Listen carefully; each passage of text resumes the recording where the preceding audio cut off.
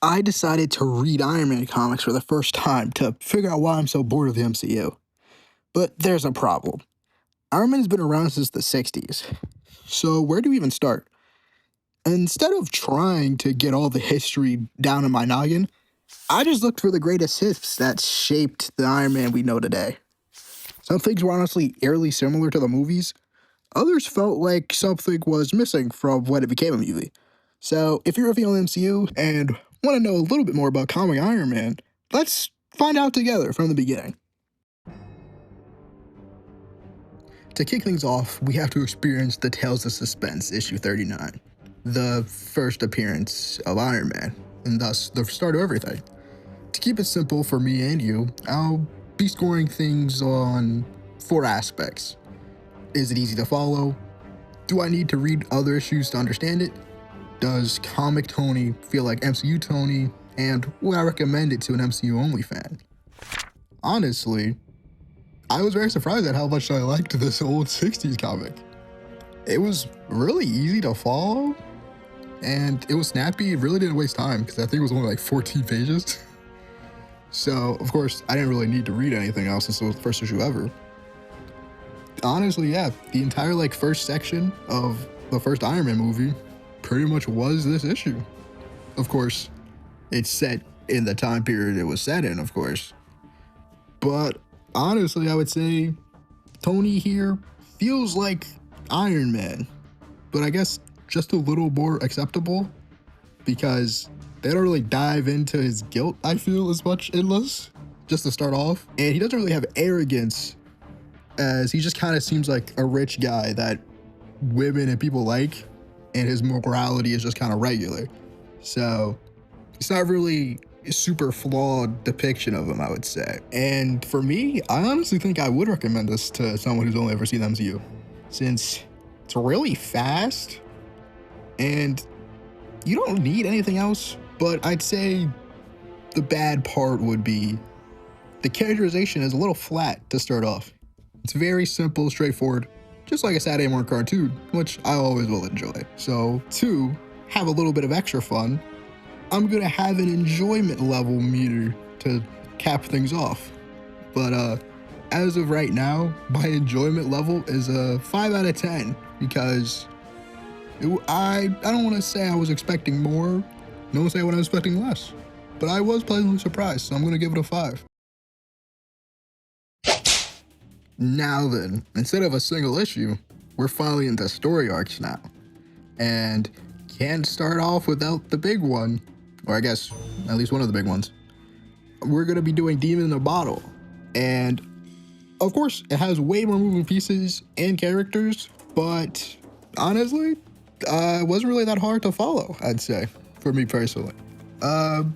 It very much is an old-fashioned way of writing stuff where every issue kind of re-explains things, so you kind of get a little tired if you're binging, but it also still makes every issue kind of feel like its own thing.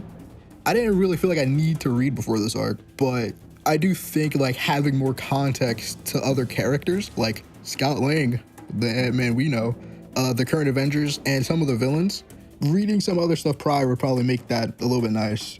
But it was enough to make you feel like you needed to read everything, you understand? But now, in a weird way, Tony here feels like a different character to MCU Tony, but it's like the main basis for the arc is in the Robert Downey Jr. version.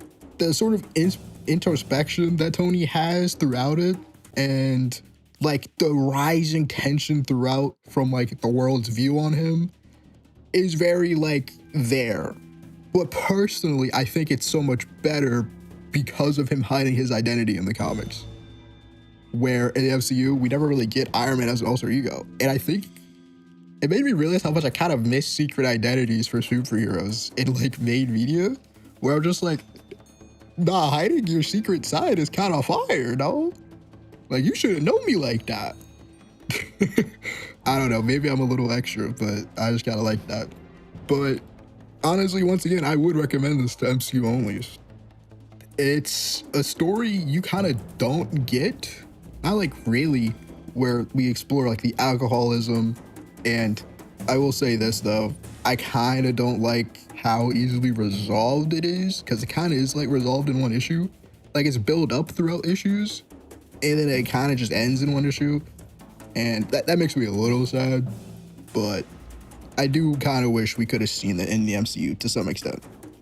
And it gives you taste of other MCU characters that you know and love. So I think it's enjoyable to new people. And for this one, I would say my enjoyment level is out of 7 out of 10. We went up 2 points, baby. Now then, on to the canceled Disney Plus show. We have Armor Wars, which is by far the most complex so far, but still provides enough for you to go in and follow without feeling like you have to go back. So, Marvel was 3 for 3 on this. Every issue is your first issue, baby. And though I will say part of it does feel like you may need some Avengers knowledge to like fully appreciate it, but I think like the story still gets conveyed fairly well, and you don't necessarily need that. I will say, I think this does feel like MCU Tony, but just all the guild is like super turned up. Because if you don't understand the base of the storyline, well, everyone got Tark Tech. Everyone has Stark Tech. I should learn how to speak better. But, you know, a bunch of armored villains exist, and they're using Stark Tech, and he's like, no, because the whole point of me existing is so I don't have my technology fall into war profiteering and stuff like that. So it's a battle to get all his stuff back. And it's actually a really crazy one with how much he goes against like his own friends and such for his moral battle of like, I need this technology out of everyone's hands just entirely. And it's super serious throughout the entire comic, and you only ever get bits of Tony feeling like that to me, and you only really get it up until Civil War, where it's like the most Armor Wars he is. And I do kind of wish the show didn't get canceled, because I think it would have been interesting how they did it. But now that I know Rhodes was the main character of Armor Wars, I kind of don't. Rhodey, no, please don't put on the white paint, Rhodey. Anyway, we'll forget all that part. Oh my goodness! That is definitely something of the time. If it was funnier, I probably would enjoy it. But I'm gonna get rid of my boy Rhodes. I'm gonna let him slide on this one. But I will say this is a cautionary recommend to MCU fans. It's good, and I definitely understand why it's like one of the main Iron Man stories. But there's like a lot of characters that you just probably won't know unless you were a goat who watched Armored Adventures.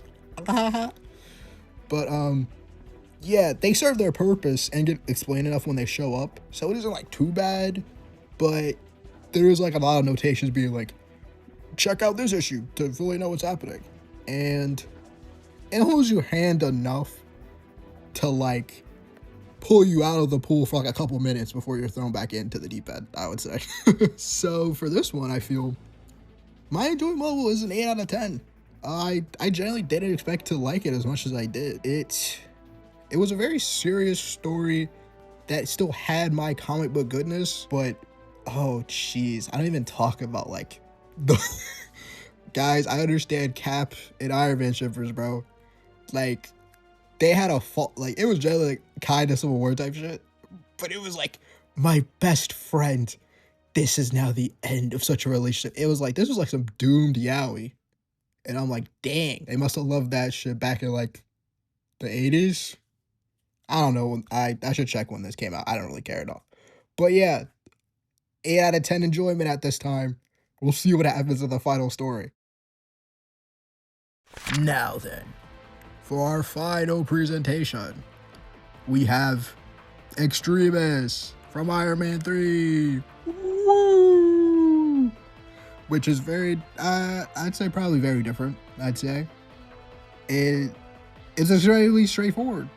There's no need to go back. It feels just like the first Iron Man movie, especially since the artist of the comic is literally like the main concept artist behind the original Iron Man suit for the movies. So there's at least that connection to make it easier for you MCU fans. And like I said, You don't need decades, which is, I think this is actually kind of surprising. I think for most of the Iron Man comics, you don't really need to read other stuff to get into them, which I think is kind of nice. But yeah, this one especially, you do not need decades. It very much modernizes Tony for like our day and age. Of course, it's still older, but like it is very modernized. And I think it's pretty cool. And of course, it feels the most like MCU Tony. He has that charm nonsense to him. But he got that messiness as well, where you're like, oh, you are kind of messed up, aren't you? And like, it's that combination where you're like, I kind of want to see what happens to this guy next. So I kind of enjoyed the whole thing. I would say this is the one most MCU fans forget, especially because you don't have a lame Mandarin in this. It really is just like one villain, and it's super. It definitely feels like a movie. Like, that's the best I can say. It is the closest thing to the MCU.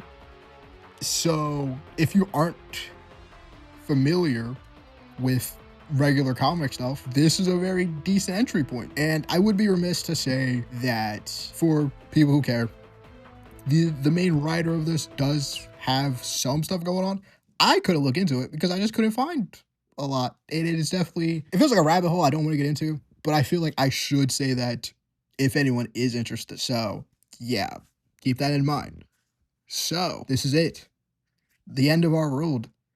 So what is our enjoyment level for all the Iron Man comics added up? For me, by golly, it was a solid 9 out of 10. I would say the earlier ones are the most surprising ones for me, personally. It very much does give you that last time on Iron Man feeling where they're definitely like, yeah, this first issue is your first issue, right? Like, this second issue is your first issue, right? Like, it does do that for a couple of months. But I must say, it was enjoyable all the way through. We don't talk about Rhodey, though. Um, I love Rhodey, but that singular issue in Armor Wars, by God, that was probably the most interesting thing for me personally. just because. And I think it's very funny, but you couldn't do it if it wasn't funny. So we can't do it. So that's all I can really say on all the Armor Man content. Well, after all those comic readings, I felt a little inspired. So, if you guys were paying attention in the intro, I had an unfinished animation for you. So, I'm going to show you what it looks like now.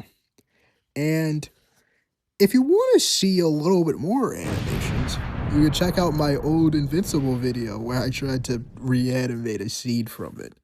In any case, enjoy yourselves and go read some comics if you want to. I might actually be watching Doomsday with friends, so I think the comics helped me out a little bit.